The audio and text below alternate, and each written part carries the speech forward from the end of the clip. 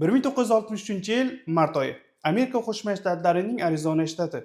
18 yoshli bir qiz o'g'irlab ketiladi va nomusiga tegiladi. Bu ishda aybdor sifatida 23 yoshli oddiy ishchi Ernesto Miranda ayblanadi. Uni mahkamaga olib ketishadi va naq 2 soat davomida so'roq qilishib, aybiga iqrorligi to'g'risida tilxat yozdirib olishadi. Miranda sudlanadi va 30 yilgacha muddatga qamaladi. Uning advokati ishdagi muhim bir nuqtani topib oladi. Ya'ni gumonlanuvchiga qo'lga olinishida uning huquqlari aytilmagan.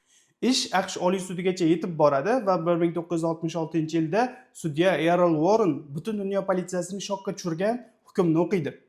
Bundan buyon gumonlanuvchiga qo'lga olinishida uning huquqlari aytilmasa, u bergan har qanday ko'rsatma hech qanday kuchga ega emas.